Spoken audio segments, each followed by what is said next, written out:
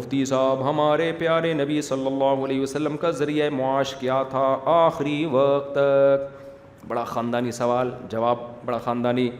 آپ صلی اللہ علیہ وسلم نے فرمایا اللہ نے مجھے 7 چیزوں پر پچھلے پیغمبروں پر فضیلت دی ہے. یہ ایسا سوال کیا نا کہ 1.5 گھنٹے کا اس کے جواب میں مزیدار بیان ہو جائے گا.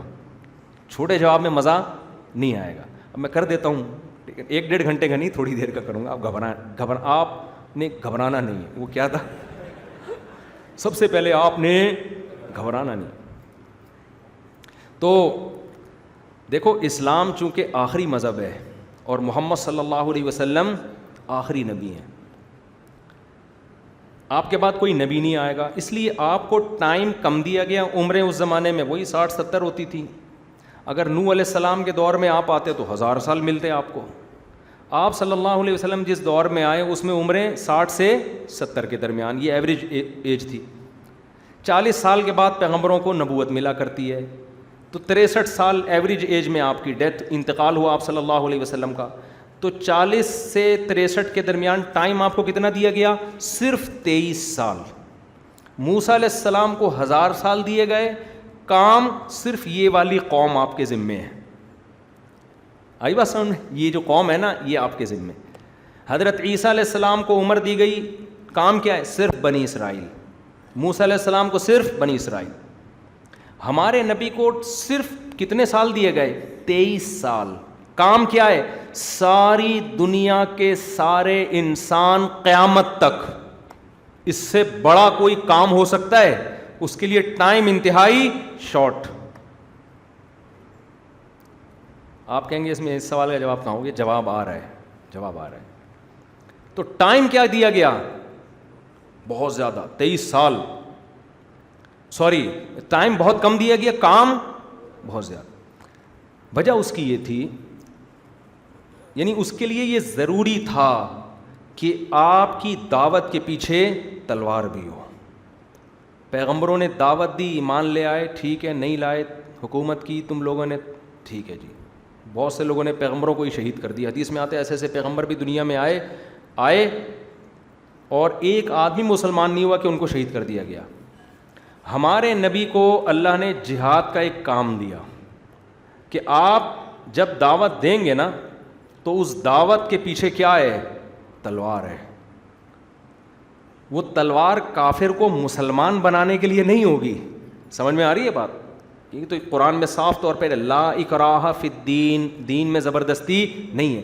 وہ طاقت ان ظالم اور جابروں کی حکومت ختم کرنے کے لیے ہوگی جو اللہ کے نظام کے علاوہ کوئی اور نظام دنیا میں چلا رہے ہیں. نظام صرف کس کا ہوگا؟ اللہ کا. سسٹم کس کا چلے گا؟ اللہ کا. لوگ کہتے ہیں نا محمد بن قاسم معاذ اللہ لٹیرا تھا، ادھر آ کے اس نے یہ کیا، لوٹ. ایسا کچھ بھی نہیں ہے. محمد بن قاسم کی ہسٹری پڑھیں. ہندو اب تک یاد کرتے تھے اس کو، اس کی تصویریں. مسلمان تصویریں نہیں بناتے تھے، محمد بن قاسم کی ملتی ہیں. ہندوؤں نے پوجا شروع کر دی تھی اس کی. وجہ کیا تھی کہ ہندوؤں کا جو اس وقت راجہ داہر تھا وہ ظالم تھا.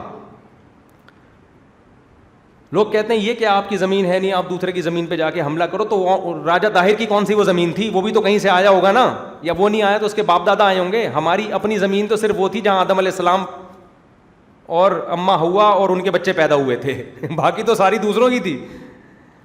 تو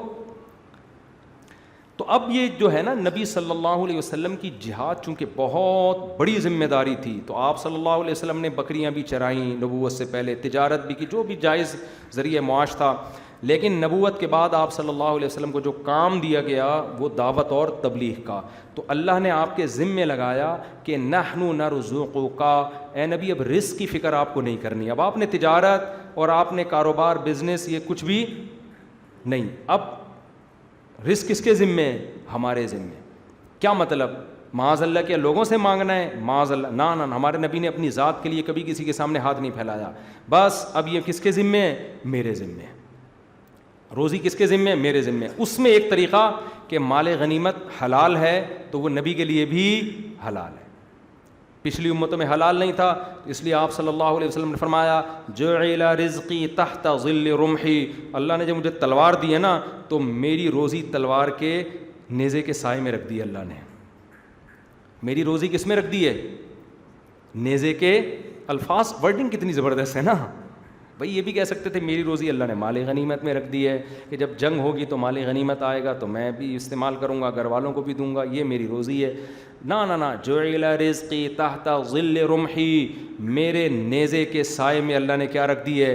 روزی. اب غیر مسلم یہاں اعتراض کر سکتے ہیں, اچھا اتنی جنگیں اسی وجہ سے ہوئی تھی تاکہ مال غنیمت ملے.